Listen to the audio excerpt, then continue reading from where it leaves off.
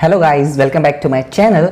आज जो हम बात करने वाले हैं, आज का जो हमारा वीडियो है वो जो पेपर सेकंड मैनेजमेंट और कॉमर्स में जो 2010 के बाद जो भी न्यूमेरिकल्स आए हुए हैं मैंने उनको कवर किया हुआ है। इससे पहले मैं एक वीडियो और बना चुका हूं जिसमें 30 क्वेश्चंस ऑलरेडी कवर कर दिए हैं। अगर आपने अभी वो वीडियो नहीं देखा है आप जाके देख सकते हो, मैं आई बटन पे आपको उसका लिंक दिए दे रहा हूँ, ठीक है। एंड इसके अलावा इस वीडियो पे हम 30 क्वेश्चंस देखेंगे जो थोड़ा सा डिफिकल्ट लेवल होगा, और ये सारे क्वेश्चंस जो हैं आपके मैनेजमेंट या कॉमर्स के पेपर में आए हुए हैं। मैंने वो सारे क्वेश्चंस इंक्लूड किए हैं इस वीडियो पे, ठीक है। तो चलो हम स्टार्ट करते हैं फर्स्ट क्वेश्चन से। Determine sales in units for desire profit if fix cost is 15,000, desire profit is 5,000, selling price per unit is ₹20 and variable cost per unit ₹16, ठीक है। तो इस क्वेश्चन में क्या पूछा गया है, ये जो क्वेश्चन है वो आपका कॉस्ट वैल्यूम प्रॉफिट रेशियो से लिया गया है जो कि आपके कॉस्ट अकाउंटिंग का पार्ट है, ठीक है। तो इस क्वेश्चन में आपसे सेल्स लेवल पूछा गया है, वो भी यूनिट पे, ठीक है। जब आपको डिजायर प्रॉफिट दिया गया है 5,000 और फिक्स कॉस्ट आपको दी गई है 15,000, ठीक है, और आपको सेलिंग प्राइस और वेरिएबल कॉस्ट भी दी गई है, ठीक है। पहले मैं आपसे ये बोलूंगा, पहले आप लोग क्वेश्चंस को करने की कोशिश किया करो, ये मैं आपसे हमेशा बोलता हूं, क्योंकि होता क्या है इसी तरीके के क्वेश्चंस आपके एग्जाम में भी आते हैं। बस आपका जो पर्टिकुलर नंबर है वो चेंज हो जाते हैं, कभी कभी कंसेप्ट वही सेम होते हैं। इसमें डिजायर्ड सेल पूछ लिया गया है, कभी कभी आपका इसमें डिजायर्ड प्रॉफिट देके आपका सेल्स पूछ लिया गया है। कभी कभी क्या होता है कि प्रॉफिट नहीं दिया होता है, प्रॉफिट आपसे पूछा जाता है और सेल्स आपको दी जाती है, ठीक है। तो वो सारी चीजें मैं बताऊंगा कि एक क्वेश्चन में क्या क्या चीजें चेंज हो सकती हैं, ताकि मतलब आप रट्टाफिकेशन मत करो, आप चीजों को समझने की कोशिश करो, ठीक है। हाँ, तो ये देखो हमारा क्वेश्चन है जिसको मैंने सॉल्व किया है। देखो सेल्स आपसे पूछी गई है यूनिट पे, डिजायर प्रॉफिट आपको दिया गया है जो कि है 5,000, ठीक है भाई। फिक्स कॉस्ट आपको 15,000 दी गई है, सेलिंग प्राइस आपको ₹20 दी गई है पर यूनिट, वेरिएबल कॉस्ट आपको ₹16 दी गई है, ठीक है। तो सबसे पहले सेल्स ₹20, ठीक है, उससे जब आप वेरिएबल कॉस्ट को लेस करोगे देन आपका कंट्रीब्यूशन आ जाएगा, ठीक है। सबसे पहले आपको पीवी रेशियो निकालना होता है। इन टाइप के क्वेश्चन पे आपका पहला काम क्या होता है, पीवी रेशियो निकालना, ठीक है। तो प्रॉफिट वैल्यूम रेशियो आप निकालोगे जिसका फॉर्मूला होता है कंट्रीब्यूशन अपॉन सेल्स, ठीक है। और फिर इसके बाद कंट्रीब्यूशन का भी फॉर्मूला होता है सेल्स माइनस वेरिएबल कॉस्ट, ठीक है। आपको ये चीज अच्छे से पता होगी। जब आप सेल्स का जो है आपको ₹20 दिया है, वेरिएबल कॉस्ट आपको ₹16 दी है, तो यहाँ पे आ गया 4, ठीक है, पर यूनिट। इसके बाद सेल्स आपका 20 है जो कि आपको दिया गया है क्वेश्चन में, तो 1/5 आ गया आपका पीवी रेशियो, या आप ये बोल सकते हो अगर परसेंटेज में बोलना है तो 20% आ गया, ठीक है। फिर ये जो बहुत इंपॉर्टेंट फॉर्मूला है, कल मैंने ये आपको कल नहीं, जब मैंने लास्ट वीडियो में आपको ये चीज समझाई थी कि पीवी रेशियो का फॉर्मूला और क्या क्या हो सकता है, वो भी सारी चीजें बताई थी, ठीक है। तो पीवी रेशियो को आप fix cost plus Dzire profit या प्रॉफिट भी लिख सकते हो, ठीक है। कभी कभी क्या होगा कि यहाँ पे आपको डिजायर प्रॉफिट ना देके लॉस दे देगा, तब वहां पे आप माइनस लगा दोगे, ठीक है। ये चीज हमेशा ध्यान रखना। कभी कभी आपको प्रॉफिट नहीं दिया होगा, डिजायर सेल्स दी होगी, तो यहाँ पे डिजायर सेल्स पे आप उस वैल्यू को रख दोगे, प्रॉफिट निकाल लोगे, ठीक है, पीवी रेशियो निकालने के बाद। ये सारी चीजें हो सकती है। कभी कभी प्रॉफिट और सेल्स दोनों चीजें दी गई होंगी, आपको फिक्स कॉस्ट निकालनी होगी, तब वो भी आप निकाल सकते हो, ठीक है। तो एक पर्टिकुलर फॉर्मूला आपको अच्छे से समझना होगा, उस फॉर्मूले से आप कई सारी चीजें कर सकते हैं, ठीक है। तो पीवी रेशियो आपको दिया गया है क्वेश्चन में 1/5 आपने निकाला हुआ है, क्वेश्चन में नहीं दिया है 1/5। फिक्स कॉस्ट आपको क्वेश्चन में दी गई है 15,000, ठीक है, फिक्स कॉस्ट आपकी 15,000 हो गई। डिजायर प्रॉफिट आपको बताया गया है 5,000, तो डिजायर प्रॉफिट आपने रखा। सेल्स की वैल्यू आपको फाइंड करनी है। जब आप इसको पूरा इसको सॉल्व करोगे तो जो आपकी सेल्स की वैल्यू है वो आ जाएगी 1 लाख, ठीक है।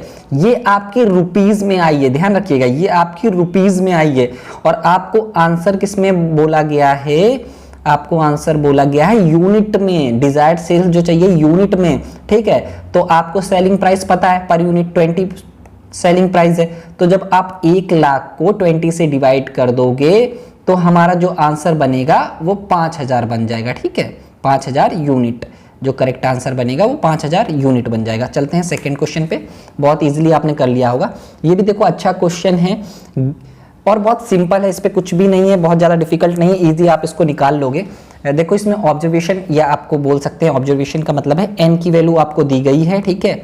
अर्थमेटिक मीन मतलब होता है आपको एक्स बार जो बोलते हैं जिसको, वो दिया गया है। वेरियांस जो होता है वो आपका सिग्मा स्क्वायर होता है, ठीक है भाई।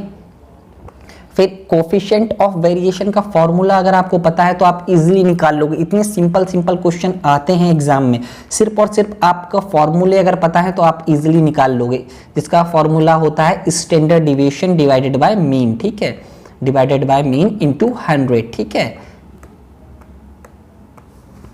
अब यहां से आपको क्या करना है कि स्टैंडर्ड डेविएशन नहीं पता है आपको, तो देखो वेरियांस का जो स्टैंडर्ड डेविएशन का जो स्क्वायर होता है उसको हम बोलते हैं वेरियांस, स्टैंडर्ड डेविएशन स्क्वायर को हम बोलते हैं वेरियांस। तो यहां से आपको पता चल गया कि, और वेरियांस को रिप्रेजेंट करते हो आप इससे, और स्टैंडर्ड डेविएशन का जो होता है ये होता है। तो आपने कुछ नहीं करना है, 324 का रूट कर देना है। जब 324 का आप रूट करोगे तो आपको वैल्यू मिल जाएगी पर्टिकुलर आपके स्टैंडर्ड डेविएशन की, जो कि वैल्यू आएगी जब आप रूट करोगे 18, ठीक है। अब ये वैल्यू आप इक्वेशन में पुट कर दो, स्टैंडर्ड डेविएशन आपको पता चल गया 18, ठीक है। मीन आपको दिया ही गया है सीरीज में 180, ठीक है, और इसके बाद इनटू 100। जब आप इसको करेंगे तो आपका आंसर ये 0 से आपका ये 0 कैंसिल हो जाएगा और ये आपका 1, ठीक है। तो आपका करेक्ट आंसर बन जाएगा 10%। इजीली हो गया होगा। नेक्स्ट क्वेश्चन पे चलते हैं।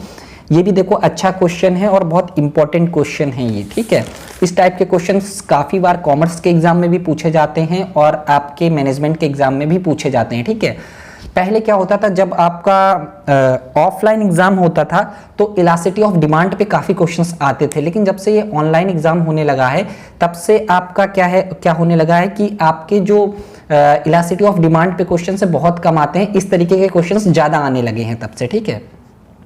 अब इसमें क्या बोला गया है, total cost and demand function आपको दिया गया है और आपको बताना है find the price at which profit would be maximise. तो मैंने आपको बताया है जब भी मैक्सिमाइजेशन की या प्रॉफिट को मैक्सिमाइज करने की बात होगी वो कंडीशन होती है marginal cost is equal to marginal revenue. इसको आपको इक्वल करना होता है, मैंने सॉल्व किया हुआ है। तो आपको टोटल कॉस्ट दी गई है, ठीक है, प्राइस आपको दिया गया है, तो प्रॉफिट मैक्सिमाइजेशन की कंडीशन होती है मार्जिनल कॉस्ट मार्जिनल रेवेन्यू।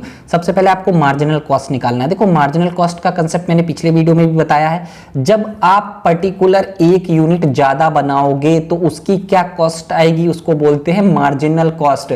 और मार्जिनल रेवेन्यू का होता है जब आप पर्टिकुलर एक यूनिट ज़्यादा सेल करोगे तो उससे क्या रेवेन्यू होगा, उसको आप मार्जिनल रेवेन्यू बोलते हो, ठीक है। तो मार्जिनल कॉस्ट का सिंपल सा आपका ये इस टर्म में भी आप लिख सकते हो change in total cost divided by change in quantity, ठीक है। इसको, इस जो साइन है इसको आप डी भी लिख सकते हो। तो ये जो है आपका मार्जिनल कॉस्ट है वो इसके बराबर हो जाएगा, इस चीज के DTC अपॉन का DQ। अब आपको टोटल कॉस्ट दी है तो टोटल कॉस्ट का आपने डेरिवेटिव कर दिया, फर्स्ट ऑर्डर डेरिवेशन कर दिया, तो वो होगा DTC डिवाइडेड बाय DQ, वो भी आपने Q के रिस्पेक्ट पे किया है, ठीक है। तो सबसे पहले 10Q प्लस का 20Q का 1 हो जाएगा, तो 20 प्लस 10 का आपको पता होगा, आपने सीखा होगा, डेरिवेशन 0 हो जाएगा, ठीक है। अब इसको आप मार्जिनल कॉस्ट भी बोल सकते हो। ये चीज़ देखो मैंने आपको बताया ना, जो MC है वो इसके बराबर होता है, ठीक है। तो इसको आपने MC लिख दिया, ठीक है। फिर आपकी बात आती है टोटल रेवेन्यू। टोटल रेवेन्यू हमारा क्या होता है, प्राइस इंटू क्वांटिटी होता है। प्राइस आपको दिया गया है 100 - 3Q, ठीक है, और इसके बाद Q आपकी वैल्यू नहीं दी गई तो आपने उसको Q रख दिया, ठीक है। फिर आपका ये आ गया टोटल रेवेन्यू, जो आ गया वो आ गया 100Q माइनस का 3Q स्क्वायर। फिर आपने उसी तरीके से marginal revenue first order derivative निकाल लिया टोटल रेवेन्यू का in the respect of Q, ठीक है। तो Q का 1 हो जाएगा तो यहाँ पे 100 आ गया, ये 2 आपका आ गया है तो ये 6Q हो गया, ठीक है। इसको आप मार्जिनल रेवेन्यू भी बोल सकते हो, ठीक है। फिर इसके बाद आपकी कंडीशन क्या होती है, marginal cost is equal to marginal revenue, जो आपने किया 10Q plus 20 is equal to 100 - 6Q। जब आप इसको सॉल्व करोगे इस इक्वेशन को तो Q की वैल्यू जो आ गई आपकी 5 आ गई, ठीक है। आपसे क्या पूछा गया है, प्राइस पूछा गया है, तो Q की वैल्यू जो है आप इक्वेशन 2 में, ये जो आपकी इक्वेशन 2 है इसमें पुट कर दो, देन आप प्राइस फाइंड कर लोगे, जो कि आपका आएगा 85। इजीली ये क्वेश्चन आपने कर लिया होगा, बहुत सिंपल है। नेक्स्ट क्वेश्चन, और ये भी अच्छा क्वेश्चन है। Given the total cost function is equal to C is equal to 7Q square 26Q plus 5। Marginal cost at Q is equal to 5। ठीक है, मार्जिनल कॉस्ट के बारे में पूछा है जब हमारा Q इज इक्वल टू 5 है। ये भी बहुत सिंपल है, मोस्टली लोग इसको कर लेंगे। टोटल कॉस्ट आपको दी गई है 7Q स्क्वायर प्लस 26Q, ठीक है, प्लस 5। अब यहां से आप मार्जिनल कॉस्ट निकाल सकते हो ना, पिछले क्वेश्चन के तरीके ही है। ठीक है, मार्जिनल कॉस्ट आप डेरिवेटिव कर दोगे, इसका first order derivative in the respect of Q, तो ये आपका प्लस 26, ये आपका आ गया मार्जिनल कॉस्ट इजिली। अब इन्होंने क्या कहा है, जब आपका Q इज इक्वल टू 5 होगा तब मार्जिनल कॉस्ट की वैल्यू क्या होगी, तो आप Q की वैल्यू जो है 5 रख दो, 14 मल्टीप्लाई 5 प्लस 26। ठीक है जी, तो आपका जो आंसर बनेगा 70, जब आप इसको मल्टीप्लाई करोगे प्लस 26 देन 6 प्लस 7 9, तो आपका जो करेक्ट आंसर बन जाएगा 96। इजीली आप इस क्वेश्चन को भी कर सकते हो, बहुत ज़्यादा डिफिकल्ट नहीं है। नेक्स्ट क्वेश्चन पे चलते हैं। हाँ, ये बहुत सिंपल है, इस पे कुछ भी नहीं है, बहुत सिंपल सा क्वेश्चन है। A 3% increase in the price of coffee causes a 6% increase in the demand for tea. The cross elasticity of demand for tea with respect to the price of coffee. ठीक है, इस पे कुछ भी नहीं है, आप सिंपल सा इस क्वेश्चन को कर सकते हो। और देखो, आपका क्रॉस इलास्टिसिटी का जो फॉर्मूला होता है परसेंटेज चेंज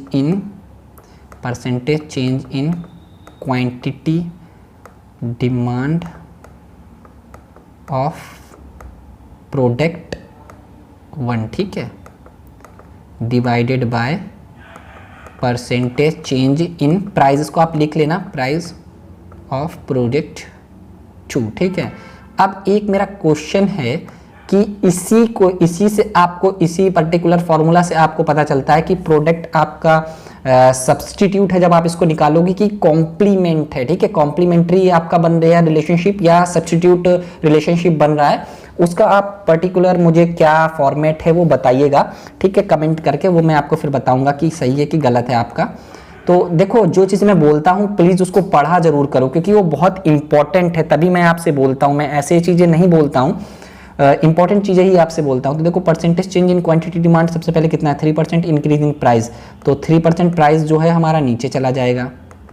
ठीक है, आपका 6% इंक्रीज इन क्वांटिटी डिमांड ऊपर आ जाएगा। जब आप इसको करोगे तो इजीली आपका 2 आ जाएगा करेक्ट आंसर। ठीक है, सिंपल सा। नेक्स्ट क्वेश्चन पे चलते हैं। ये भी अच्छा क्वेश्चन है और बहुत इंपॉर्टेंट क्वेश्चन है ये। ठीक है, ये क्वेश्चन आता है, काफ़ी टाइम आया है ये क्वेश्चन, कॉमर्स के एग्जाम में भी आया और मैनेजमेंट के एग्जाम में भी, बस जो आपके नंबर्स हैं वो थोड़ा बहुत चेंज हो जाते हैं। A company rises 1 lakh by issue of 1000 10% debenture of 100 each at a discount of 2% redeemable after 10 years if the corporate tax rate is 40%. What would be the cost of capital? यहाँ पे cost of preference shares आपसे पूछी गई है। ठीक है, cost of preference shares पूछी गई है। ठीक है, तो देखो, प्रेफरेंस शेयर्स और इक्विटी शेयर्स अलग अलग चीज़ें होती हैं। प्रेफरेंस शेयर में भी बहुत सारे टाइप्स होते हैं। इसमें क्या है कि प्रेफरेंस शेयर्स, कुछ ऐसे प्रेफरेंस शेयर होते हैं जो इनरिडीमेबल होते हैं, मतलब वो पर्टिकुलर कभी भी पर्टिकुलर उनको पैसा नहीं दिया जाता है, वो हमेशा रहते हैं कंपनी के पास। रिडीमेबल का मतलब होता है कि एक सर्टेन टाइम पीरियड के बाद जो भी उनका पैसा है, जो प्रिंसिपल अमाउंट है, वो वापस कर दिया जाता है। ठीक है, तो अब हम इसका एक्सप्लेनेशन देखते हैं। ठीक है, आपको अमाउंट दिया गया है 1 लाख। ठीक है, इशू जो है आपका 1000 शेयर्स किए गए हैं, 10% आपका एक तरीके से इंटरेस्ट रेट हो गया। ठीक है, और 100 प्राइस पर शेयर जो है वो आपका 100 हो गया प्रेफरेंस शेयर का। डिस्काउंट 2% दिया है, रिडीमेबल जो है 10 ईयर के बाद होगा, टैक्स रेट आपका 14% दिया गया है। तो कॉस्ट ऑफ प्रेफरेंस शेयर्स आपसे पूछा गया। ठीक है, कॉस्ट ऑफ प्रेफरेंस शेयर पहले आप निकालते हो बिफोर टैक्स, सबसे पहले आप निकालोगे बिफोर टैक्स, जब टैक्स नहीं होता है। ये देखो, ये फॉर्मूले कुछ हैं, ये आपको याद ही करने पड़ेंगे, इनको आप अच्छे से या करो, ये चीज़ करो कि जितने भी फॉर्मूले हैं उनको आप लिखो, और मॉर्निंग में जब आप पढ़ाई स्टार्ट करो तो एक बार उनको पढ़ लो। आप फाइनेंस के फॉर्मूले लिख सकते हो, आप अकाउंट्स के फॉर्मूले लिख सकते हो, और आप पर्टिकुलर स्टैट्स के फॉर्मूले लिख सकते हो। इन तीनों के फॉर्मूले बहुत अच्छे से लिखो, क्योंकि इनसे क्वेश्चंस काफ़ी पूछे जाते हैं। ठीक है, 10-15 नंबर के क्वेश्चंस तो पूछे जाते हैं, और 1 नंबर भी बहुत इंपॉर्टेंट है इस एग्जाम में। ठीक है, तो इसका जो फॉर्मूला होता है, इंटरेस्ट प्लस 1/n पी जो होगा वो हमारा प्रिंसिपल अमाउंट होता है, ठीक है, या जिसको आप फेस वैल्यू बोलते हो। एनपी जो होता है जो जिसे हम बोलते हैं नेट प्रोसीड, ठीक है, फिर वही आपका नीचे भी P plus NP divided by 2।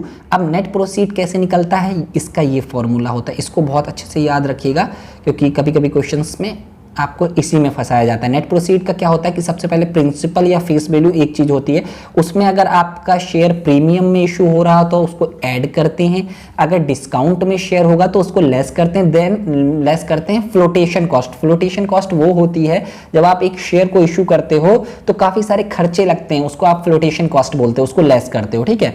तो यहाँ पे आपको इंटरेस्ट जब आप 1 लाख का 10% निकालोगे तो आपका ये पर्टिकुलर 10,000 आ जाएगा, ठीक है। फिर 1 प्लस करोगे, एन की वैल्यू आपको दी गई है 10 ईयर तो आपने 10 रख दिया, ठीक है। फिर प्रिंसिपल अमाउंट आपका 1 लाख है। फिर नेट प्रोसीड मैंने आपको बताया प्रिंसिपल वैल्यू कितनी है आपकी 1 लाख, सॉरी 1 लाख के बाद प्रीमियम कुछ नहीं है, डिस्काउंट है 2%। जब 2% डिस्काउंट है मतलब 2000, 1 लाख का 2% निकालोगे तो 2000 आ गया, तो नेट प्रोसीड की वैल्यू हमारी कितनी आ गई, 98,000 आ गई, ठीक है, 98,000 आ गई, ठीक है। जब 1 लाख को 98,000 से माइनस करोगे देन यहाँ पे भी आप वो फॉर्मूला रखोगे, तो cost of preference share before tax जो आ गया हमारा आ गया 0.1030। फिर आफ्टर टैक्स के लिए क्या होता है, जो आपका बिफोर टैक्स आया है उसमें 1 माइनस आप टैक्स कर देते हो, जो भी आपका टैक्स है, तो टैक्स की वैल्यू आपको दी गई थी यहाँ पे 40%, तो यहाँ पे आपने माइनस कर दिया 0.40, देन आप इसको 0.60 से मल्टीप्लाई करोगे तो आपका करेक्ट आंसर जो बनेगा 6.18% बनेगा आपका,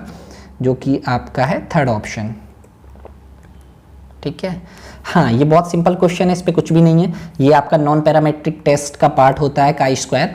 If a chi-square test is to be performed on a contingency table with 3 rows and 4 columns, how many degree of freedom should be used? ये क्वेश्चन भी आया है। तो देखो, जब आपका कंटिजेंसी टेबल यूज करते हैं तो वहां पे जो डिग्री ऑफ फ्रीडम होता है वो होता है रो -1 और मल्टीप्लाई कॉलम -1, ठीक है। ये आपका इजिली आपको पता होगा, रो की वैल्यू आपकी 3 - 1 हो जाएगी, ठीक है भाई, और आपकी कॉलम की वैल्यू जो है वो 4 - 1 हो जाएगी, तो 3:2 मतलब आप यहाँ पे आपका 2 आ जाएगा और यहाँ पे आपका 3 आ जाएगा, जो करेक्ट आंसर बनेगा वो आपका 6 बन जाएगा। इजीली आप इस क्वेश्चन को भी कर लिए होंगे। नेक्स्ट क्वेश्चन पे चलते हैं हम। हाँ, ये अच्छा क्वेश्चन है, थोड़ा सा दिमाग लगाने वाला क्वेश्चन है, इस टाइप के क्वेश्चन भी आते हैं। तो आप हमेशा, मैं आपसे बोलता हूँ कि अगर आपका थ्योरेटिकल चीज़ें बहुत अच्छे से क्लियर है, थ्योरेटिकल कंसेप्ट अच्छे से क्लियर है, आपने रट्टाफिकेशन नहीं मारा है, तो आपको न्यूमेरिकल्स में उतनी ज़्यादा प्रॉब्लम नहीं होती है कभी भी, खासकर कैपिटल स्ट्रक्चर, कैपिटल बजटिंग और डिविडेंड के, ये 3 के, और इन 3 में से कुछ नहीं तो 4 से 5 क्वेश्चन हर बार आते हैं, ठीक है, चाहे वो थ्योरेटिकल हो चाहे आपके न्यूमेरिकल हो। तो इन टॉपिक्स को बहुत अच्छे से प्रिपेयर करो, तो मैंने इसको सॉल्व किया है, ठीक है। तो सबसे पहले आपको एनपीबी का फॉर्मूला पता होना चाहिए। एनपीबी कुछ नहीं होता, present value of future cash inflow minus, ये मैंने दिया है, present value of future cash inflow minus present value of future cash outflow, जिसको हम लोग बोलते हैं एनपीबी। अब देखो पहले क्वेश्चन में बोला क्या गया, if the NPB of project is greater than 0। देखो 0 से ज्यादा तभी होगा जब आपका कैश इनफ्लो ज्यादा होगा, चाहे वो 1 ज्यादा हो। मैंने 110 लिया है, माना 110 है, आप 101 भी मान सकते हो, आप जो चाहे वो मान सकते हो, ठीक है, ये आपके ऊपर डिपेंड करता है। अब आप ये बोलोगे 110 क्यों माना है इसमें, तो आप जो चाहो मानो, बस वो पॉजिटिव हो एनपीबी। इसमें बोला गया ग्रेटर देन 0 मतलब 0 से ज्यादा हो, तो यहाँ पे मैंने माना 110 आपका कैश इनफ्लो है, कैश आउटफ्लो जो है आपका वो प्रेजेंट वैल्यू 100 है, तो यहाँ पे एनपीबी हमारा 10 हो गया, जो कि मोर देन या ग्रेटर देन 0 आ गया, ठीक है भाई। 1 भी आ जाता तब भी वही होता। इस कंडीशन में जो उसका प्रॉफिटेबिलिटी इंडेक्स है वो 0 के बराबर होगा। तो इस कंडीशन प्रॉफिटेबिलिटी इंडेक्स का फॉर्मूला क्या होता है, present value of future cash inflow divided by present value of future cash outflow, ठीक है। तो मैंने इनफ्लो कितना माना था 110 और आउटफ्लो कितना माना था 100, तो इस कंडीशन में हमारा 1.1 आ रहा है, 0 नहीं आ रहा है, 0 किसी भी कंडीशन में नहीं आएगा, तो ये हमारा पहला स्टेटमेंट गलत हो गया, ठीक है भाई। सेकेंड स्टेटमेंट पे चलते हैं। If the IRR of a project is 0%, देखो इंटरनल रेट ऑफ रिटर्न क्या होता है, वो रेट जहां पे आपका एनपीवी इक्वल टू 0 होता है, या आप ये बोल सकते हो rate at which present value of future cash inflow is equal to present value of future cash outflow, ठीक है, जो इक्वल होगा यहाँ पे 0 बोला गया, तो इस कंडीशन पे जो आपका डिस्काउंट रेट है के ग्रेटर देन 0 बिल्कुल भी नहीं होगा, तो ये स्टेटमेंट भी हमारा गलत हो गया। इजिली आपने आइडेंटिफाई कर लिया सेकंड स्टेटमेंट, ठीक है। फिर हम चलते हैं थर्ड स्टेटमेंट पे। If the profitability index of a project is less than 1, देखो प्रॉफिटेबिलिटी इंडेक्स बोला गया लेस देन 1। लेस देन 1 किस कंडीशन पे होगा, जब आपका present value of future cash inflow कम होगा present value of future cash outflow से। इसी कंडीशन पे आपका जो प्रॉफिटेबिलिटी इंडेक्स है वो लेस देन 1 होगा। तो मैंने यहाँ पे 90 माना है, यहाँ पे 100 माना है, आप कुछ भी मान सकते हो, आपके ऊपर डिपेंड करता है। तो आपका जो प्रॉफिटेबिलिटी इंडेक्स आएगा 0.90 आएगा, ठीक है।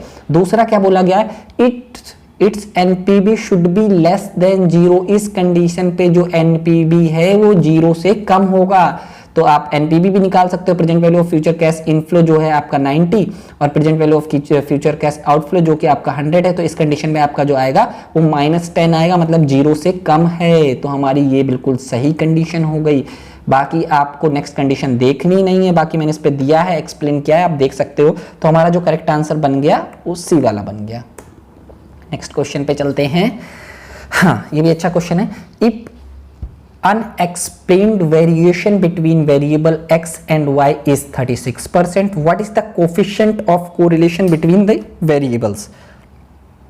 तो यहाँ पे आपसे r की वैल्यू पूछी गई है, ठीक है, कोफिशिएंट ऑफ कोरिलेशन जो कि आपसे इसमें पूछा गया है। तो ये मैंने एक्सप्लेन किया है। तो जो हमारा एक्सप्लेन्ड और अनएक्सप्लेन्ड वेरिएशन होता है वो 1 या 100% के बराबर होता है, ये अच्छे से ध्यान रखिएगा। जो हमारा एक्सप्लेन्ड और अनएक्सप्लेन्ड वेरिएशन होता है, जब ये चीज़ें आप पढ़ोगे तब आपको चीज़ें अच्छे से और समझ आएंगी, ठीक है। वो आपके 1 और 100% के बराबर होता है। तो हमारा एक्सप्लेन्ड अनएक्सप्लेन्ड हमें दिया गया है 36% या 0.36, आप कुछ भी मान लो। तो आर स्क्वायर एक्सप्लेन्ड वेरिएबल या वेरिएशन जो होगा वो हमारा होगा आर स्क्वायर, जिसे हम बोलते हैं coefficient of determination. R square को हम लोग बोलते हैं कोफिशिएंट ऑफ डिटर्मिनेशन, जो कि आपका आ जाएगा 64%, या अगर आप उसको पॉइंट में निकालना चाहोगे तो 0.64, ठीक है। अब कोफिशिएंट ऑफ आर स्क्वायर की वैल्यू आपकी आ गई 0.64, ठीक है। तो आपकी आर की वैल्यू इजीली आ जाएगी, आप इसको रूट कर दोगे तो आर की वैल्यू 0.80। इजीली आपने इसका आंसर फाइंड कर लिया, कुछ भी नहीं था इस क्वेश्चन पे, बस थोड़ा सा घुमाया गया था। हाँ, नेक्स्ट क्वेश्चन देखते हैं। There is a very high inverse relationship between measure of overweight and life expectancy. Which one of the following value of the coefficient of correlation is consistent with the statement?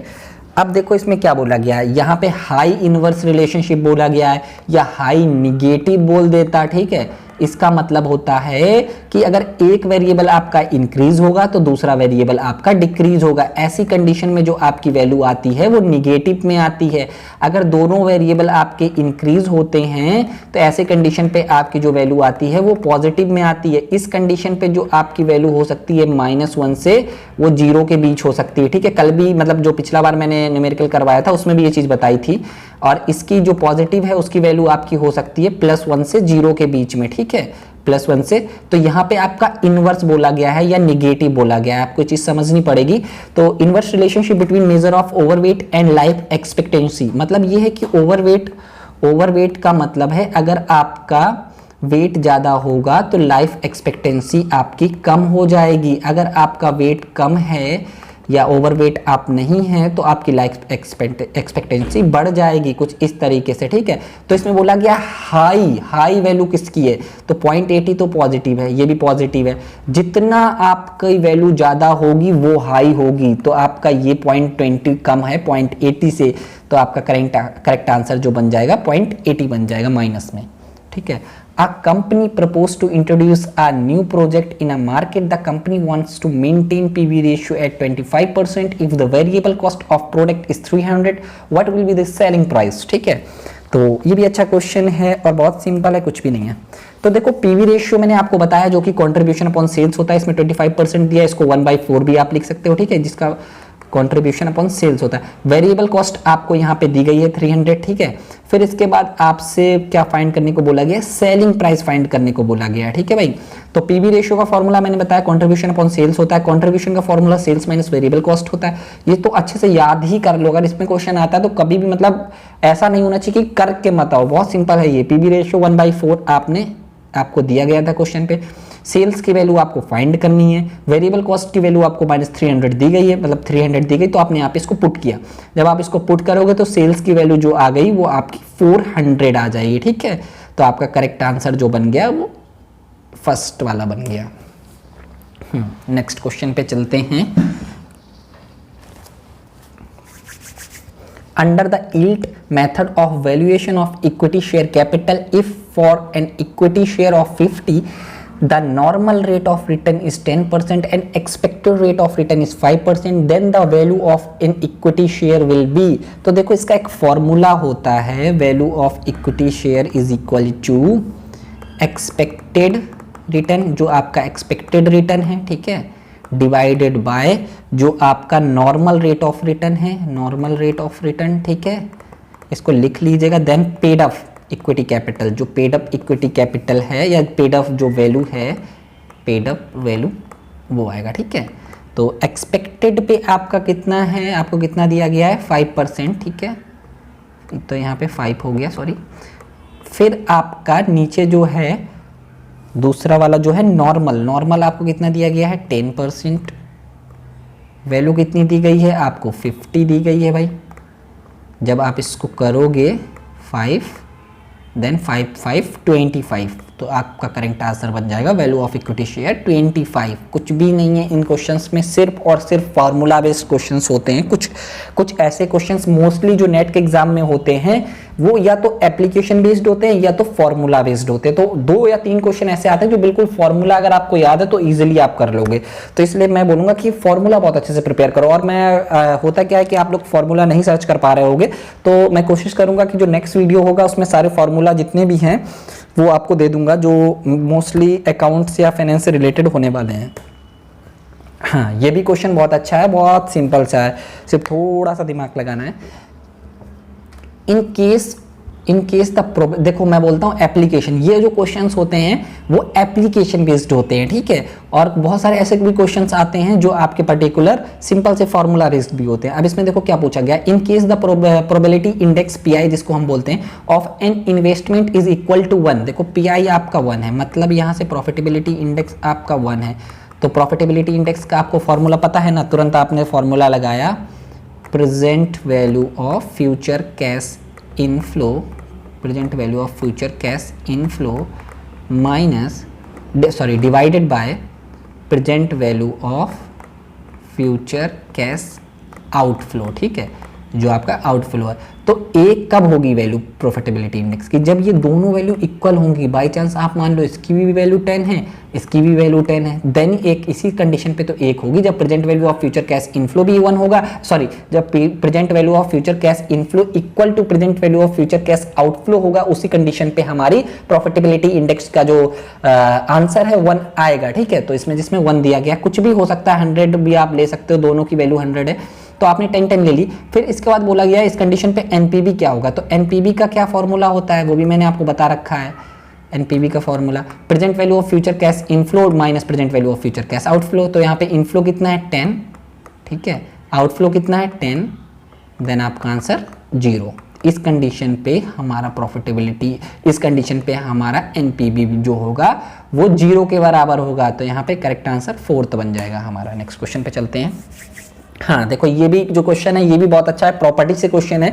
ये arithmetic mean की और जो आपकी geometric mean है या जो आपकी regression है या आपका जो कोरिलेशन है या इसके अलावा और भी बहुत सारी चीज़ें हैं जो स्टैट्स से हैं, उनकी प्रॉपर्टी से भी क्वेश्चंस आते हैं, उनको बहुत अच्छे से प्रिपेयर करना। ये क्वेश्चन मैं आपको 2 मेथड से बताऊंगा, एक प्रॉपर फॉर्मूला बेस्ड भी सारी चीज़ें बताऊंगा, दूसरा इसकी प्रॉपर्टी होती है उस बेस पे भी बताऊंगा, इजीली आप कर सकते हो इसको। देखो इसमें दिया गया है the arithmetic mean of 10 item is 50 if each item is increase by 5 then new arithmetic mean would be. तो देखो n की वैल्यू आपको 10 दी गई है, क्योंकि बोला गया अर्थमेटिक मीन ऑफ 10 आइटम, मतलब n की वैल्यू 10 हो गई, मीन आपको दिया गया एक्स वर्ड जो है 50, ठीक है। अब सिंपल सा बोला गया है इफ ईच आइटम, टर्म समझना, each item is increase by 5, जो 10 वैल्यू थी वो मान के चलो x 2x 3x कुछ भी आप मान लो जो भी थी, उनमें सारे में 50-50 इंक्रीज किया गया है, ठीक है, सारे में। तो टोटल वैल्यू कितनी, सॉरी सारे में 5-5 इंक्रीज किया गया है, तो टोटल वैल्यू हमारी कितनी है 10, ठीक है, टोटल वैल्यू 10 है हमारी, इंक्रीज कितना किया गया है सब में 5, ठीक है। तो हमारा इंक्रीज कितना होगा जो टोटल में वो 50 इंक्रीज होगा। तो अब ये वाला फॉर्मूला आपको पता है, X bar is equal to sigma X upon कर एन, ठीक है। तो एक्स बार की वैल्यू आपको 50 दी गई है, सिग्मा जो आपका ये सिग्मा एक्स है इसका मतलब होता है जो भी आपके ऑब्जर्वेशन है 10 ऑब्जर्वेशन उनका जोड़ने के बाद क्या वैल्यू आएगा, ठीक है। तो उनका जोड़ने के बाद जब आप इसको निकालोगे तो 500 वैल्यू आ गया उनको जोड़ने के बाद, ठीक है। उनका वैल्यू जो जोड़ने के बाद है वो 500 आ गया। अब 500 में ये 50 आपने क्यों ऐड कर दिया, क्योंकि उन्होंने बोला है कि इंक्रीज बाय 5 ईच। जब हम 10 को 5 मतलब जो 10 ऑब्जर्वेशन है उनको 5-5 से ऐड करेंगे तो 50 हम उसमें और ऐड कर देंगे, तो हमारा जो सिग्मा एक्स की न्यू वैल्यू बन जाएगी वो 550 बन जाएगी, ठीक है। तो एक्स बार हम नया एक्स बार हमें बताने को बोला गया है इसमें, नया एक्स बार मतलब एक्स बार का फॉर्मूला तो वही होगा सिग्मा एक्स अपॉन का एन। अब सिग्मा एक्स की वैल्यू जो होगी 550 हो जाएगी और नंबर ऑफ ऑब्जर्वेशन जो है वो 10 ही रहेंगे, तो इस हिसाब से वैल्यू जो है वो आपकी 55 करेक्ट आंसर बनेगा, ठीक है। एक इसकी प्रॉपर्टी भी होती है, अर्थमेटिक मीन में क्या होता है कि ये डिपेंड करता है स्केल और ओरिजिन में, ठीक है। स्केल का मतलब आपका प्लस माइनस और ओरिजिन का मतलब मल्टीप्लाई इनटू मल्टीप्लाई और आपका डिवाइड। देखो इसमें क्या होता है कि अर्थमेटिक मीन में अगर आप इक्वल इंक्रीज कर रहे हो, आपके जो ऑब्जर्वेशन में अगर आपका इक्वल इंक्रीज कर रहा है तो उतना ही वैल्यू आप अगर पर्टिकुलर अर्थमेटिक मीन पे इंक्रीज कर दोगे तब भी वो ठीक होगा। जैसे इसमें बोला गया था कि 5 इंक्रीज कर रहे हैं, ठीक है, सब में 5 इंक्रीज कर रहे हैं, तब पहले आपका जो अर्थमेटिक मीन था वो 50 था, ठीक है। तो जो नया अर्थमेटिक मीन होगा वो भी आपका 55 होगा, उसमें भी 5 इंक्रीज कर सकते हो, ये इसकी प्रॉपर्टी है। अगर डिक्रीज करने का बोलते कि सारी वैल्यू में आप 5 डिक्रीज कर रहे हो, ठीक है, तो नया मीन क्या आएगा, तो उस कंडीशन पे आप इससे भी 5 डिक्रीज कर दोगे, 50 माइनस 5 कर दे, देन आंसर आपका 45 होता है। अगर मल्टीप्लाई करते सारे चीजों में 5 का तो आप इस पे भी 5 का मल्टीप्लाई करते, देन आपका जो नया मीन होता है वो 250 होता है। अगर डिवाइड करने को बोलते तो डिवाइड पे भी यही चीज सेम चीज होती है, ठीक है। तो यहाँ पे करेक्ट आंसर जो ऐसे भी हम निकाल सकते थे 55 होता हमारा। नेक्स्ट क्वेश्चन पे चलते हैं। ये अच्छा क्वेश्चन है और बहुत इंपॉर्टेंट क्वेश्चन है, इस क्वेश्चन को लगाने की कोशिश करना, और अच्छा क्वेश्चन है, काफी मजेदार क्वेश्चन है। The total cost function and the market demand function of a competitive firm C is equal to 1/3 x cube minus 10x square plus 9x plus 1000 and x is equal to 12 minus p divided by 9 respectively. The level of output at which profit will be maximized, ठीक है। तो अच्छा question है, इसको solve करते हैं।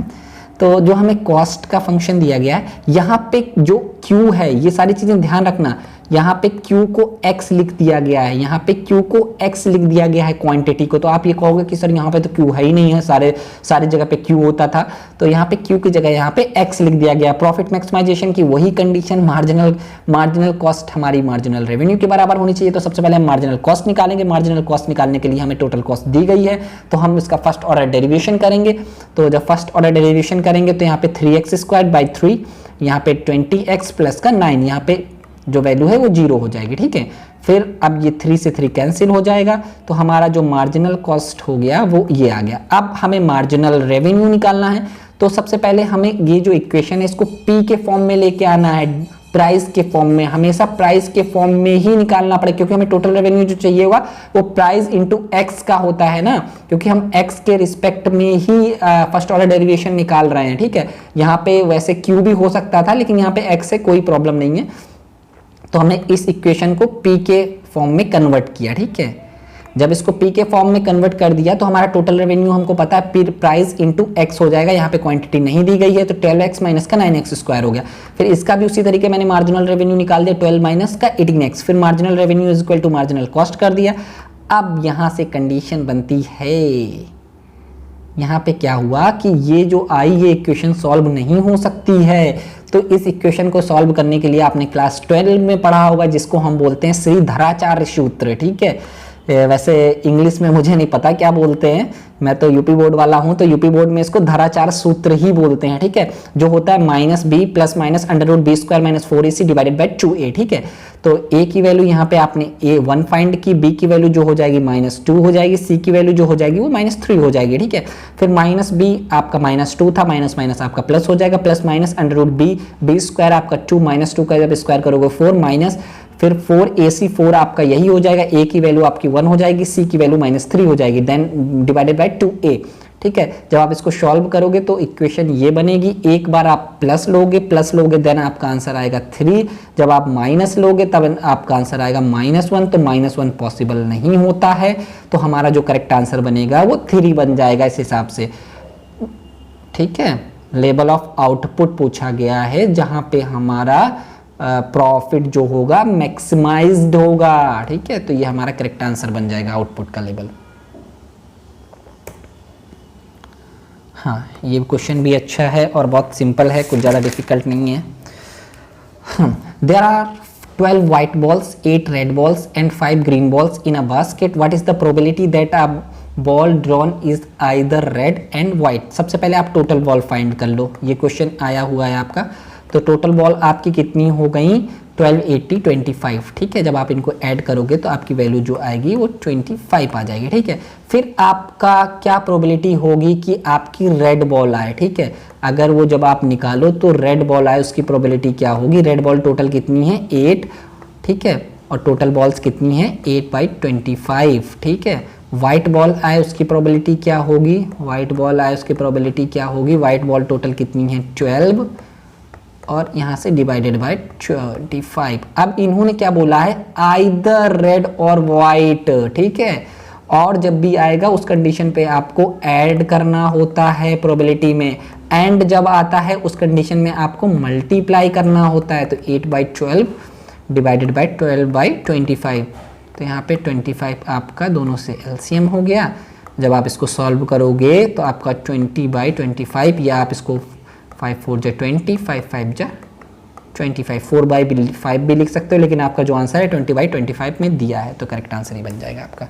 ठीक है, नेक्स्ट क्वेश्चन पे चलते हैं। ये हाँ मैंने सॉल्व भी किया है, आप देख लेना, सॉल्व किया है। नेक्स्ट क्वेश्चन पे चलते हैं।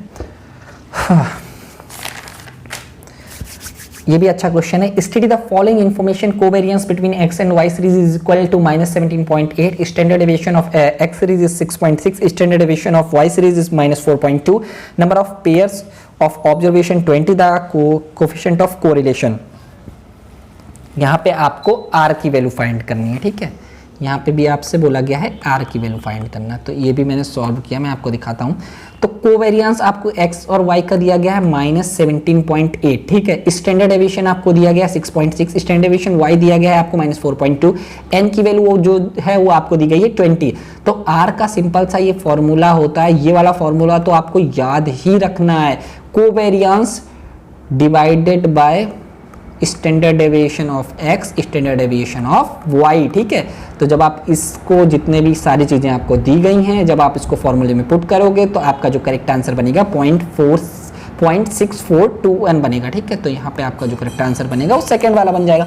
अब नेक्स्ट क्वेश्चन पे चलते हैं। ये बहुत सिंपल क्वेश्चन है, ये क्वेश्चन मैंने पिछली वाली सीरीज पे कराया था, तो ये मैं चाहूँगा कि आप लोग सॉल्व करके इसका आंसर बताओ, एंड प्लीज़ आंसर्स बताया करो और फीडबैक जरूर दिया करो यार, और जितना हो सके वीडियो को शेयर किया करो और लाइक किया करो, क्योंकि यार मोटिवेशन मिलता है। अभी बहुत सारे MCQ के वीडियोस आपके लिए लेके आएंगे एग्जाम से पहले, और बहुत सारे मैंने प्रोवाइड भी किए हैं आपके कॉमर्स और मैनेजमेंट पे, चाहे वो आपका मैनेजमेंट हो, मार्केटिंग हो, ऑर्गेनाइजेशन बिहेवियर हो, ह्यूमन रिसोर्स मैनेजमेंट हो, बहुत मोस्टली MCQ मैंने प्रोवाइड कर दिए हैं, कुछ जो बचे हैं वो भी जल्दी प्रोवाइड करेंगे हम। ठीक है, नेक्स्ट क्वेश्चन पे चलते हैं।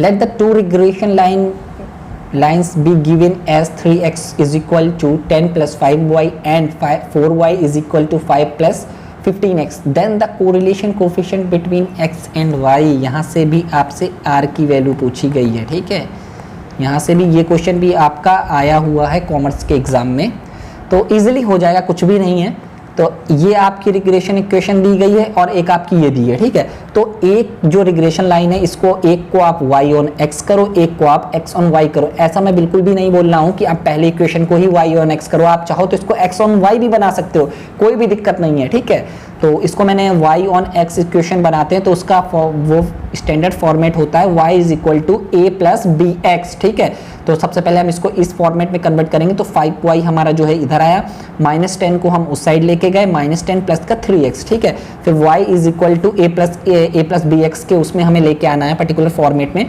तो 5 को इधर मैंने डिवाइड किया 10 से, देन इधर भी किया, तो ये एक फिर जब इसको कंपेयर करते हैं y is equal to A plus B X, ठीक है।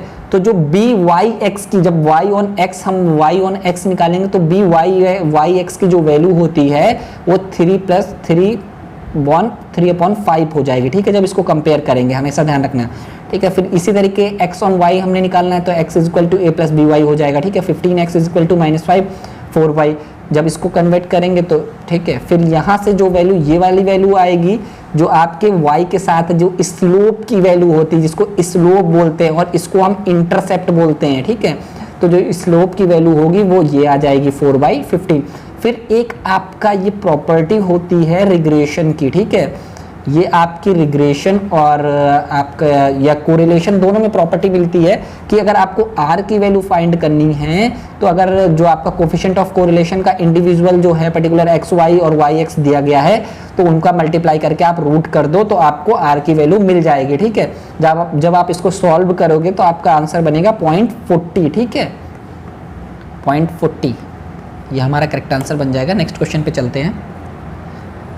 The current market price of a company share is 90 and the expected dividend per share next year is 4.5. If the dividend is expected to grow at a constant rate of 8%, the shareholder required rate of return will be, ठीक है। कुछ भी नहीं है, बहुत simple सा question है, ये भी फॉर्मूला बेस्ड क्वेश्चन है। अगर फॉर्मूला पता है तो आप इजीली कर सकते हो, ठीक है। देखो एक फॉर्मूला होता है, ये आपने पढ़ा होगा, P not is equal to, या आप P not is equal to dividend K is cost of equity minus का G, ठीक है। लेकिन ये जो P होता है ये प्राइस होता है, ठीक है, आपका इक्विटी शेयर या हाँ इक्विटी शेयर का जो प्राइस होता है वो होता है, ठीक है। लेकिन यहाँ पे आपसे KE पूछा गया है तो KE पूछा गया, KE माइनस G को आप इधर लेके गए, D P नॉट को इधर लेके आए। जब आपको उसको फॉर्मूले के फॉर्मेट में कन्वर्ट करना है, K is equal to D plus P not, ये जो G था इसको आप प्लस में इधर लेके गए, ठीक है। अब देन आपको सारी वैल्यूज प्रोवाइड है। डिविडेंड आपको कितना दिया जा रहा है पर ईयर, 4.5 दिया जा रहा है, ठीक है। P नॉट की वैल्यू आपकी करंट प्राइस क्या है शेयर का, 90 आपको दिया गया है। ग्रोथ पर ईयर कितना होगा, 8%, जब आप इसको कन्वर्ट करोगे पर्टिकुलर 0.08 हो जाएगा, ठीक है। देन आप इसको सॉल्व करोगे तो 0.13, अगर परसेंटेज में आपसे पूछा गया है आंसर तो मल्टीप्लाई 100 कर देंगे, देन आपका आंसर 13% हो जाएगा, ठीक है। नेक्स्ट क्वेश्चन पे चलते हैं। If the weightage of equity in total capital is 1/3, that a debt is 2/3, the return on equity is 15%, that of debt is 10%, and the corporate tax rate is 32%. What is WACC, weighted average cost of capital, ठीक है। ये भी बहुत अच्छा question है, इससे भी बहुत सारे क्वेश्चंस पूछे जाते हैं, इसको बहुत अच्छे से प्रिपेयर करो। तो देखो weightage average cost of capital होता है, एक तरीके से ये एवरेज होता है, जितने भी आपने मेथड यूज करे हैं पर्टिकुलर आपने कैपिटल स्ट्रक्चर पे या कैपिटल या जो भी आपने काम कर रहे हैं उसको पैसा जहां से आ रहा है उन सारी जगह पे जितने भी आपने मेथड यूज करे हैं, तो उसका जब हम वेटेज निकालते हैं ये आपको उस पर कितना पैसा देना पड़ रहा है, ठीक है, आपको उस पर कितना पैसा देना पड़ रहा है, weightage average cost of capital आपको ये बताता है, ठीक है। सबसे पहले कॉस्ट ऑफ इक्विटी अगर आपको पता है तो देखो कॉस्ट ऑफ इक्विटी इसमें कितना दिया गया, टोटल कैपिटल का क्या है 1/3 है, ठीक है। फिर इक्विटी का परसेंटेज आपको इसमें दिया गया होगा कहीं पे, जो कि आपका रिटर्न है 15% है, ठीक है भाई, कोई दिक्कत नहीं। फिर दूसरा आपको कॉस्ट ऑफ डेट भी दिया गया होगा, कॉस्ट ऑफ डेट 2/3 दिया गया है, ठीक है। फिर आपका डेट का परसेंटेज भी दिया गया है 10% दिया गया होगा। 1 माइनस टैक्स रेट भी लेते हैं इसके साथ, 1 माइनस टैक्स रेट कितना है 32, तो यहाँ पे 0.32 हो जाएगा, ठीक है। अब जब आप देखो बाकी प्रेफरेंस शेयर आपको दिया नहीं गया, कभी कभी इसमें आपका जो रिटेन अर्निंग है उसकी भी कॉस्ट आती है, लेकिन इस पे दी नहीं गई है तो फिर उसको मैंने इसमें इंक्लूड नहीं किया है, ठीक है। तो जब आप इसको सॉल्व करोगे तो यहाँ पे 5 हो जाएगा, और जब आप इसको पूरा सॉल्व करोगे तो आपका जो आंसर बनेगा 9.533% बनेगा, आप करके देख सकते हैं, ठीक है। नेक्स्ट क्वेश्चन पे चलते हैं। Total cost function of a producer is C is equal to 10 + 5Q + 2Q square if price is 15, what is marginal cost of producer is in equilibrium, ठीक है। तो ये भी इजीली आप कर सकते हो, इस पर कुछ भी नहीं है। तो आपको कॉस्ट फंक्शन दिया गया है, इस तरीके के क्वेश्चंस आपके गलत नहीं होने चाहिए, और बहुत आते हैं इस तरीके के क्वेश्चंस, ठीक है। तो आप करने की कोशिश करना अच्छे से अगर एग्जाम में आती है, और प्रैक्टिस करना। जितने भी मैंने क्वेश्चंस कराए हैं इनसे रिलेटेड जितने क्वेश्चंस हो सके उतने उसको प्रैक्टिस करो, क्योंकि वो आपको हेल्प करेंगे। अब इन्होंने क्या पूछा किया है कि आपसे मार्जिनल कॉस्ट ऑफ प्रोड्यूसर पूछी है, वो भी इक्विलिब्रियम पे, ठीक है, जबकि आपको प्राइस दिया गया है 15, ठीक है, आपको प्राइस दिया गया है 15।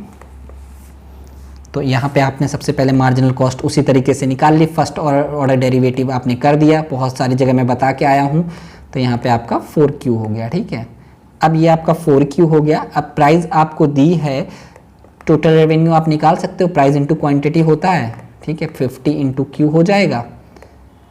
और आपका फिर मार्जिनल रेवेन्यू आप निकाल सकते हो, जब आप इसका डेरिवेशन करोगे देन आप 50 आ जाएगा, ठीक है। इक्विलिब्रियम है मतलब यहाँ पे marginal cost is equal to marginal revenue है, ठीक है। तो 5 + 4Q इज इक्वल टू 15 हो गया, ठीक है। तो Q की वैल्यू आपकी आ गई 2.5। अब पूछा क्या गया है, मार्जिनल कॉस्ट पूछी गई है इक्विलिब्रियम पे, ठीक है। आपने ये कंडीशन लगा दी, जब marginal cost equal to marginal revenue होता है तो ये कंडीशन हमारी फुलफिल हो गई। तो उस कंडीशन पे हमें Q की वैल्यू मिली 2.5, ठीक है। अब मार्जिनल कॉस्ट पूछी गई तो इस इक्वेशन पे हम रख देंगे Q की वैल्यू 5 + 4 × 2 × 5। जब इसको आप मल्टीप्लाई करोगे इस वाले पोर्शन को देन 10 आएगा, और जब आप उसको ऐड करोगे 5 में तो आपका आंसर जो बन जाएगा वो 15 बन जाएगा। इजीली हो गया होगा। नेक्स्ट क्वेश्चन पे चलते हैं। हाँ, ये भी इजीली हो जाएगा, कुछ भी नहीं। A bag contain 5 red, 7 white and 3 green ball. One ball is randomly draw from the bag. What is the probability that it is green? देखो टोटल बॉल्स हमारी कितनी है, 5, 10, 12, 15 टोटल बॉल हो गई हमारी, ठीक है, 15 टोटल बॉल हो गई, ठीक है। अब इसके बाद प्रोबेबिलिटी पूछी है ग्रीन बॉल की। ग्रीन बॉल टोटल कितनी है, 3, तो 3 / 15, कुछ भी नहीं इस क्वेश्चन पे। इसको और सॉल्व करेंगे 1/5, करेक्ट आंसर जो हमारा हो गया 1/5 हो गया। Next question, A company issue 10% in redeemable preference share. The face value per share is 100, but the issue price is 95. What is the cost of preference share? ठीक है, तो इसमें कुछ भी नहीं होता है। जब हमारा इनरिडीमेबल प्रेफरेंस शेयर होता है तो उसका जो फॉर्मूला बनता है dividend divided by net proceed, ठीक है। तो डिविडेंड कितना दे रहे हैं, 10% redeemable share preference share the face value of 100 and the 10% मतलब आप कितना दे रहे हो, 100 का आप 10% निकाल लोगे तो यहाँ पे आपका आ गया 10 रुपीज़, ठीक है, पर शेयर। फिर इसके बाद इशू प्राइस जो आपको दे दिया गया, जिसको आप लोग नेट प्रोसीड भी बोलते हैं, वो आपका दे दिया गया है 95, ठीक है।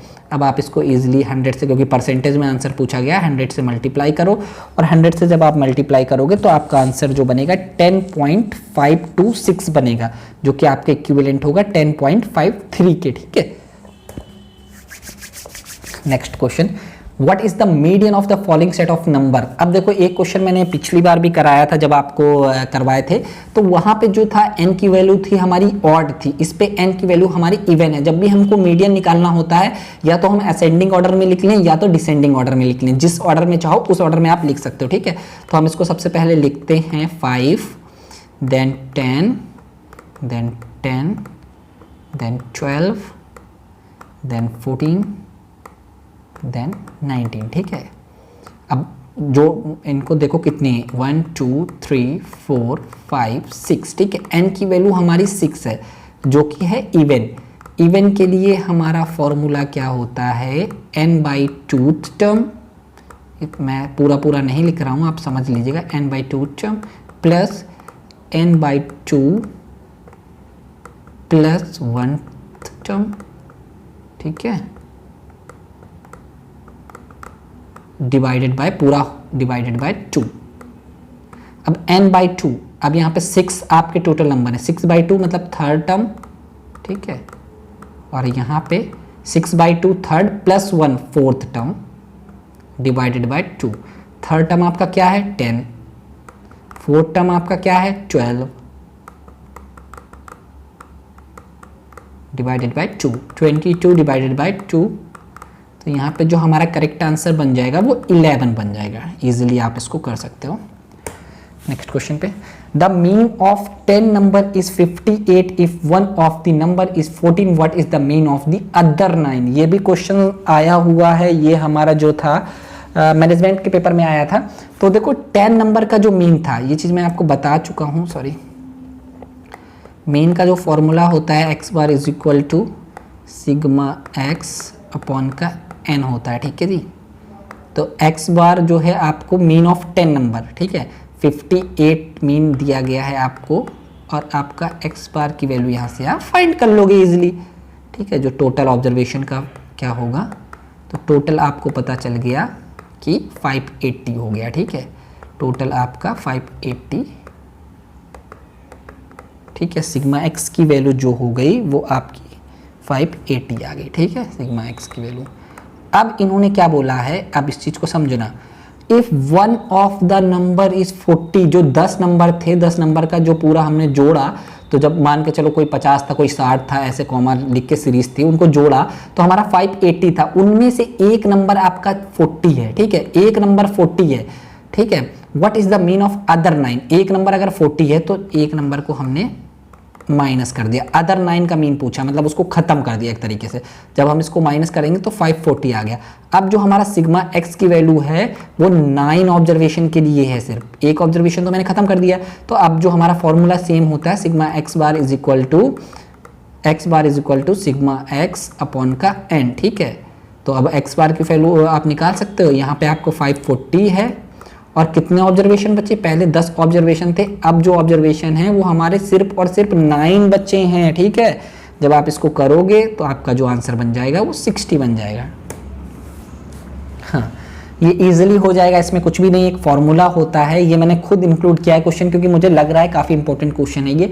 If the value of mean and median are 14 and 48, find out the most probable value of mode, ठीक है। अगर आप देखो ये कंडीशन होती है कि एक फॉर्मूला होता है mode is equal to 3 median minus 2 mean, ठीक है। अगर आपका मीडियन और मीन दिया गया है तो आप मोड निकाल सकते हो, अगर आपका मीन और मोड दिया गया है तब आप मीडियन निकाल सकते हो। ये सारी इस फॉर्मूला को बहुत अच्छे से याद करना। तो जब आप इसको करोगे तो आपका जो आंसर आएगा 64 आ जाएगा, इजीली कर सकते हो इसको। नेक्स्ट क्वेश्चन पे, हाँ अच्छा क्वेश्चन है। करंट रेशियो आपको दिया गया है, करंट रेशियो आपको पता क्या होता है, करंट एसेट अपॉन का करंट लायबिलिटी, कुछ भी नहीं है, सिंपल सा current asset divided by current liability, ठीक है। करंट एसेट आपको 2 दिया गया है और यहाँ पे आपको 5 दिया है, यहाँ पे आप x लगा लो, ठीक है, और यहाँ पे अभी आपने x लगा लिया 2x upon 5x। Current liability आपकी जो है वो 3000 के बराबर है, तो आपकी करंट लायबिलिटी यहाँ पे कितनी दी है 5x, तो 5x जो है आपकी 3000 के बराबर हो गई, ताकि आप x की वैल्यू फाइंड कर सको। सॉरी 3000 नहीं 30,000, ठीक है। तो जो x की वैल्यू है वो आपका 6000 आ जाएगी, ठीक है, 6000 आपकी x की वैल्यू आ गई। देन आप करंट एसेट भी निकाल सकते हो, करंट एसेट आपके हो जाएंगे 12000, ठीक है, और करंट लायबिलिटी आपकी हो जाएंगी 30,000। अब यहाँ से नेट वर्किंग कैपिटल पूछा। नेट वर्किंग कैपिटल का फॉर्मूला सिंपल सा होता है current asset minus current liability. Current asset की वैल्यू कितनी है 12000, 12000 से आप 30,000 को माइनस करोगे तो आंसर कितना बनेगा, माइनस का 18,000। हमारा करेक्ट आंसर ये बन जाएगा। नेक्स्ट क्वेश्चन पे चलते हैं। अच्छा क्वेश्चन है और बहुत इंपॉर्टेंट क्वेश्चन है, ये क्वेश्चन भी आया है। 5% fall in price of a goods leads to 10% rise in its demand. A consumer buy 14 units a goods at a price of 10 per unit. How many units will he buy at a price of 12 per unit? ठीक है, तो देखो ED का फॉर्मूला या elasticity of demand का formula percentage change in quantity demand divided by percentage change in price. तो इसमें देखा बोला गया है 5% fall in price of a good leads to 10% rise in demand, तो 10% rise in demand divided by 5, तो आपका इलास्टिसिटी ऑफ डिमांड आपको पता चल गया 2 है, ठीक है। फिर इसके बाद जो नेक्स्ट चीज क्या बोल के, consumer buy 14 units a good at a price of 10 per unit, ठीक है। एक जो कंज्यूमर था 40 यूनिट परचेज कर रहा था जब उसका प्राइस 10 था, लेकिन अब इसमें पूछा गया है वो कितनी यूनिट परचेज करेगा जब उसका प्राइस 10 से बढ़ा के 12 कर दिया गया है, ठीक है। तो ये आपका इलास्टिसिटी ऑफ डिमांड आपको दी गई, ये फॉर्मूला ये सिंपल सा होता है, ये कई बार मैं बता चुका हूं आपको फॉर्मूला। तो Q2 मतलब Q2 आपसे पूछा गया है, Q2 माइनस 14, पहले का जो प्राइस था वो 14 था, ठीक है। फिर जो आपका 12 नया प्राइस है उससे 10 को आप माइनस कर दोगे ओल्ड प्राइस से, ठीक है। यहाँ पे ओल्ड प्राइस और यहाँ पे ओल्ड क्वांटिटी। जब आप इसको सॉल्व करोगे जो Q2 की वैल्यू है वो आ जाएगी 24 यूनिट्स, ठीक है। जब प्राइस उसका बढ़ जाएगा 10 से 12 तो जो आपकी कमोडिटी कंज्यूम है या क्वांटिटी परचेज है वो 40 यूनिट से 24 यूनिट हो जाएगी। हाँ, ये देखो इकोनॉमिक ऑर्डर क्वांटिटी का क्वेश्चन है, बहुत इंपॉर्टेंट क्वेश्चन है ये, कई बार ये क्वेश्चन पूछा जाता है। जब मैं बात कर रहा हूँ कि आपका कोई भी चाहे कॉमर्स हो चाहे मैनेजमेंट हो, हर 2-3 साल बाद ये क्वेश्चन देखने को मिलता ही मिलता है। और लास्ट टाइम जो मैंने MCQ 30 MCQ करवाए थे उसमें एक क्वेश्चन इसका इंक्लूड किया था, तो मैं ये चाहूंगा कि ये क्वेश्चन आप खुद करो और करके आंसर दो इस क्वेश्चन का, ठीक है। फिर मैं आपको बताऊंगा क्वेश्चन सही है या आंसर आपका गलत है, ठीक है। तो अच्छे से करो क्वेश्चंस को, और जितने क्वेश्चंस मैंने करवाए हैं इन क्वेश्चंस को एटलीस्ट ये जितने भी पर्टिकुलर टाइप के क्वेश्चन है इन्हीं टाइप के क्वेश्चन 4-4 5-5 क्वेश्चन आप और करो, क्योंकि देखो इतने क्वेश्चन आपके लिए रिलेवेंट नहीं है, लेकिन मैंने आपको चीजें सारी बता दी जो चीजें बहुत इंपॉर्टेंट हैं या पर्टिकुलर में भी अगर कंसेप्ट चेंज होता है, पर्टिकुलर क्वेश्चन का फॉर्मेट चेंज होता है, तब भी आप उन क्वेश्चन को कर सकते हो। जैसे अगर पीबी रेशियो का कोई भी क्वेश्चन आ गया तो वो मैंने मोस्टली पीबी रेशियो कवर करा दिया है अपनी इन दोनों वीडियो में, ठीक है। अगर उससे रिलेटेड कोई भी क्वेश्चन आ जाता है तो आप इजिली कर लोगे, ठीक है। हाँ, एक अभी 5 क्वेश्चंस बचे हैं जो वेरिएंस के हैं, वो मैंने अभी इंक्लूड नहीं किए हैं, जो मैनेजमेंट में आए थे उनको भी मैं उनके लिए एक सेपरेट वीडियो बनाऊंगा, क्योंकि थोड़े से बड़े क्वेश्चन हैं उनको अच्छे से एक्सप्लेन करूंगा और इंपॉर्टेंट है, वेरिएंस से भी अच्छा खासा क्वेश्चंस आते हैं, ठीक है। स्टैंडर्ड कॉस्टिंग और वेरिएंस से क्वेश्चंस आते हैं तो उनको मैं एक वीडियो बनाऊंगा लास्ट के जब एग्जाम के कुछ दिन पहले, तो तब उनको कवर कर लूंगा, ठीक है। प्लीज वीडियो को लाइक करो, चैनल को सब्सक्राइब करो, जितना हो सके उतना शेयर करो और बेल आइकन को भी दबा दो, ठीक है। तो थैंक यू।